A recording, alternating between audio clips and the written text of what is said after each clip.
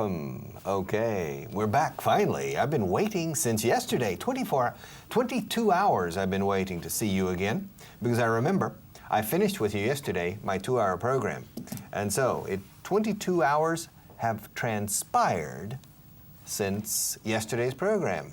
Curiosa palabra, porque en español transpirar es como sudar, okay? Pero en inglés transpirar es transcurrir. How much time has transpired since our last program? Well, since the beginning of the last program, 24 hours have transpired, or 24 hours have gone by. If you go and you say transpire in primary or secondary school, people don't understand you. You say to go by. 24 hours have passed, 24 hours have gone by. But since I said goodbye yesterday, 22 hours have transpired, or 22 hours have gone by. And I have been waiting eagerly to see you again. Since we finished the program yesterday, I finished and I felt like I needed to say 100 more things. And so I said to my wife when I got home, I said, I wish my program lasted longer. I wish I could stay with my students for a longer time. I have so many things to teach them and so little time to do it. Come on. I need more time. So I spoke to the producer, Sergio, and I said, Sergio, come on. I only have a 2-hour class. I need at least a 6-hour class. And Sergio said, are you crazy? I said, no, I need 6 hours. He said, but you're too expensive. You charge too much per hour. So he's decided that I'm too expensive. So I'll only be here for 2 hours a day. So since yesterday's class, I've been thinking about things. I've been planning this class. And I came here with some very good ideas, but I have decided to abandon them because the victim I have, la víctima, my student today, is a person whose English has improved a lot since the last time I saw her. I invited her to this program. This is her first appearance with me, but I know her from before. But I remember her English level from 1 year ago. And now, when I spoke to her before the beginning of the class, I said, my God, you speak English perfectly. What am I going to do now? And she said, I don't know. So, very quickly, while they were putting on the makeup on my face and combing my hair, making me look as nice as possible, I was preparing myself. I never prepare classes, but this time I prepared. So I am preparado. I am ready. I have all the ammunition I think I need. So, I want to introduce you to a friend of mine, a good student, a wonderful person, and her name is similar or exactly the same as another guest I also often have. Her name is Maria Jesus. Hello, how are you? Hello, I'm fine, thanks. Are you glad to be here? Yes, very glad. Are you nervous? Just a little bit. Just a little bit. I know you're going to be hard on me. Do I make you nervous or do the lights make you nervous? You make me nervous. All right, well listen, ask me if I could say intelligible words when I was 18. Could you say intelligible words when you were 8? When I was 8 years old? Yes, I could. Ask me if I could say intelligible words when I was 18 months old. Could you say intelligible words when you were 18 months old? I think I could. Could you? I don't know, I guess so. I imagine so. Yeah, children, little babies who are 18 months old, they can say things. Mommy, daddy. Not only couple. Other things. All right. Do you have any children? No, I don't. Well, you'll know when you have children. When they're 18 months old, they can say intelligible words. Okay, now ask me if I will still be alive when your grandchildren die. Will you still be alive when my grandchildren die? I really don't think so. I really don't think so. Let's see. If you have a child in 2 years, okay, the child will be born in 2010.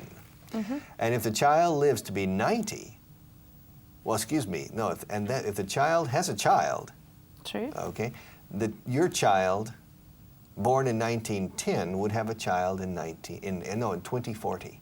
Exactly. 2040. And if that child lives 80 years, that child would die in 2120. Exactly. Now, ask me how old I would be if I lived to 2120. How old would you be if you lived up to? Up to, no. If you lived to. If you lived to 2120. If I lived to 2120, my God, 120 plus, I would be 169 years old. Not bad. Ask me if I think I will reach the age of 169. Do you think you would reach You will. You would. You will. No, it's future. All right. You think you will reach the age of 160? 169. 69. I think there is a chance. Honestly. Honestly. Scientific chance. Cientifico, ¿qué significa? Scientific chance. All right. No, listen to me. This is interesting. Right now, certain medical researchers are working on the concept of longevity, and they are discovering the genes and the chromosomes that control aging or that affect aging. They're finding certain ways to modify aging, and they're achieving it in laboratory animals. Do you understand? Yes. And there are certain scientists and medical scientists who honestly think that death can be defeated. This is true. I'm not saying crazy things. There are some researchers, there's disagreement among these researchers. Some affirm that the concept of death can be eliminated and people can live forever. Immortality can exist. And so they say there are only two things sure in life, death and taxes. But so maybe in the future, only taxes. We will pay taxes forever. Forever. I'm immortal, but I pay taxes every year. Okay. But nevertheless, it's interesting because I've told this story on television before. I've told this story probably 10 times because I think it's very interesting. And it's true. In the mid-50s, when Queen Elizabeth II of England and the First of Scotland, she's not Queen Elizabeth II of Scotland, all right? When Queen Elizabeth II was crowned, I think 1952, 1953, I can't remember. In the mid-50s, the British Royal House has a custom of sending congratulatory letters to British subjects who reach the age of 100. Do you understand? Yes. If you are a British subject, un súbdito británico, subject, we say sujeto. Subject has many meanings, okay? Subject means tema de conversaciones, asignatura académica. Subject means tema en el orden del día de una reunión. Subject means sujeto de una frase. But subject también es súbdito, okay? I'm not an American subject because the United States is not a monarchy. But the United Kingdom is a kingdom, which means it's a monarchy. And so the British citizens are subjects. Now, the British Royal House traditionally has sent letters every year of congratulations or congratulatory letters to all British subjects who reach the age of 100. Okay, now in the mid-50s, Queen Elizabeth signed approximately 50 letters every year.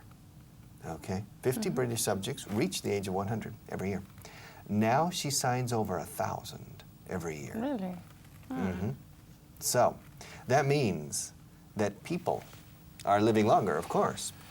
And those people who this year, in 2008, she will sign that letter, they were born in 1908, which means they are older than your grandparents. Do you understand? Yes. Which means the probability that you will reach 100 is very, very high.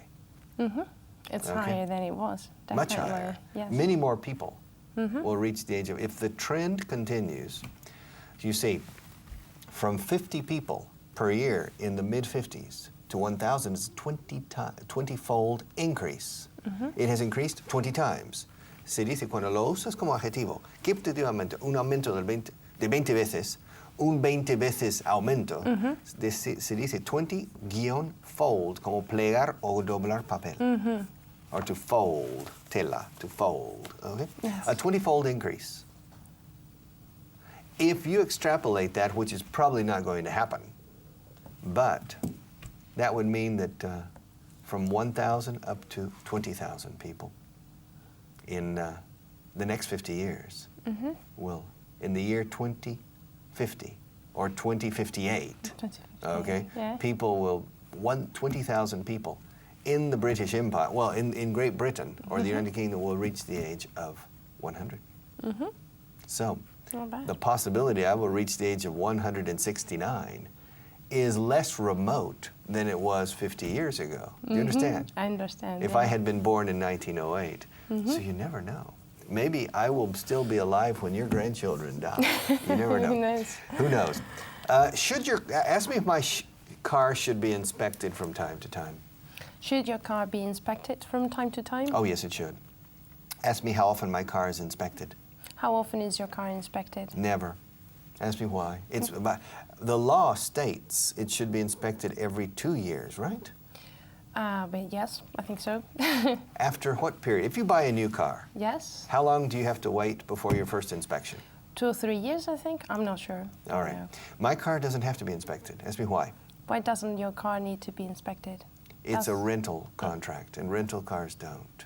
Okay? I don't know why, but that's the way it is. Ask me if Paris was an important city before Roman times. Was Paris an important city before Roman times? No, it wasn't. Ask me if it existed. Did it exist? I don't think the city with the name of Paris, but a community existed on the Ile-de-France, right in the where Notre Dame is right now. There was a community, but it wasn't very important at that time. Ask me when Paris started to become important. When did Paris started to become important? Start. Oh yeah, sorry. When did Paris start to become important? It started to become important under Charles Martel. Was Charles Martel Charlemagne's grandfather or grandson? I think he was Charlemagne's father. Grandfather. Pepin was Charlemagne's father. All right. I think. Okay, I don't remember. I don't know. Okay. It was his, ask me what Charles Martel was famous for. What was Charles Martel famous for? Well, for many things, but he was the person who stopped the Moors in Tours.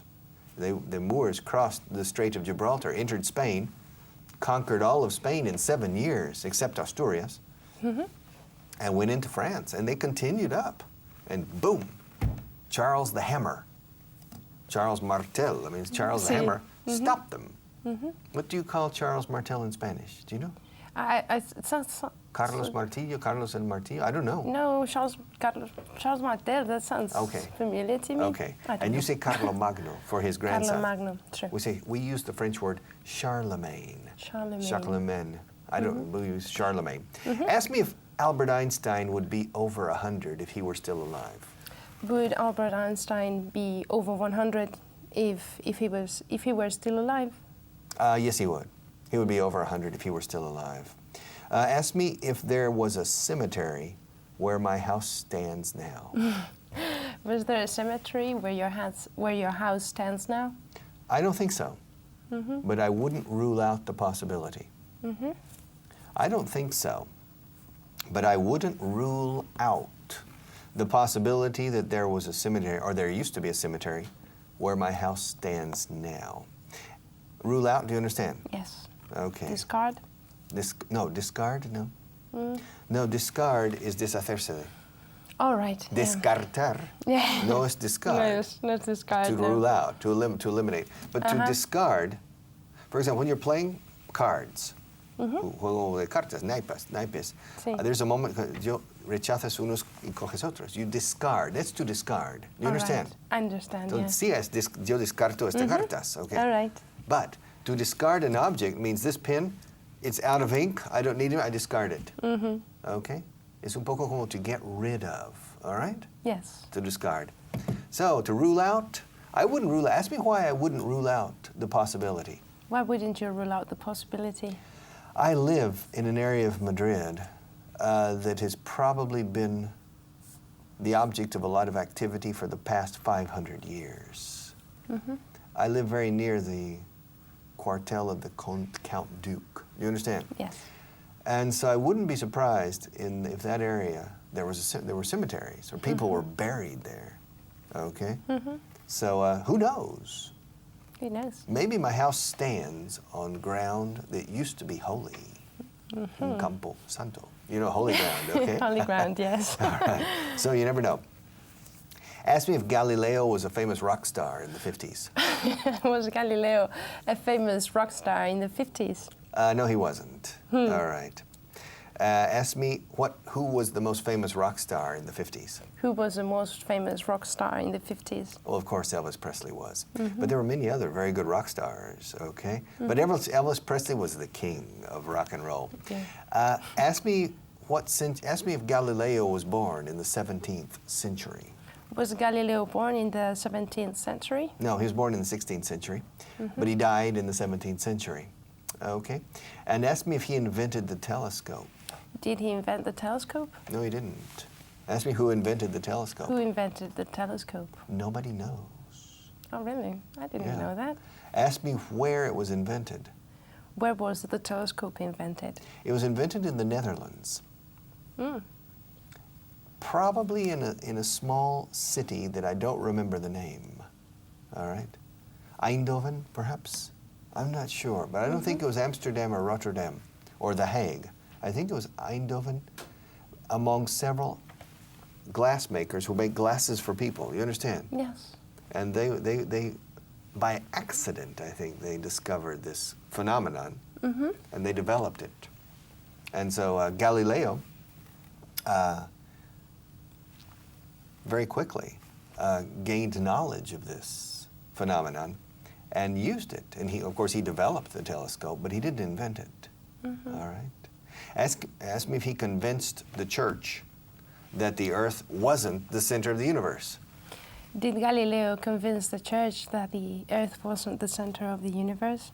I think deep down he convinced them, but they didn't want to admit it. All right. They probably believed him, you know, but they couldn't allow him to propagate that idea. They couldn't allow that idea to be propagated, that the Earth was not the center of the universe. Ask me if I still think the Earth is the center of the universe. Do you still think the Earth is the center of the universe? Of my universe, yes. You are the center of the universe. No, I'm not necessarily. But my universe includes a lot of very important people. People that are important to you, like you. All right. So you're part of my universe. Thank you. But no, the Earth is simply one little. For example, if I take this pen and I put a dot right here, in this entire room, this dot is the galaxy of the Milky Way. How do you say la Vía Láctea? The Milky Way. So say el camino lechoso, right? Sí. The Milky Way. This dot is the Milky Way in the universe. And of course, the solar system where the Earth is located would be this dot in the entire television studio, which is the Milky Way, you see. And then our planet Earth in the solar system could be about the same. So we are nothing. True. Right. Does that make you feel small? Yeah. It does. It does. Ask if it makes me feel small. Does it make you feel small? No. It doesn't. No, All right. It doesn't. Because inside the human body, there is a universe too. Yes. Physical and psychological and everything. And emotional and moral and spiritual. True. So we have our own universes that can, in my opinion, compete successfully with the physical universe. That makes it just as stunning. As stunning, okay. All right, good. Next one. Now, ask me if I'm a priest. Are you a priest? No, I'm not. Ask me if I have ever been a priest. Have you ever been a priest? No, I haven't. Ask me if I have ever been tempted to become a priest. Have you ever been tempted to become a priest? No, I haven't. Ask me if I would have become a priest last year if you had paid me 10 million euros. Would you have, I forgot the Ask me question, if, you forgot the verb. No, I was confused if I should say, would you have been tempted or... No, excuse me, listen. All right. Ask me if I would have become a priest last year if you had paid me 10 million euros. Would you have become a priest last year if I had paid you 10 million. 10 million euros? No, I wouldn't have. All right. No, I wouldn't become a priest. Ask me if I'm against becoming a priest. Are you against becoming a priest? Well, I'm not against priests. No, I'm not. I was brought up in the Protestant. I was baptized in the Presbyterian church, so I can't become a priest unless I change. All right?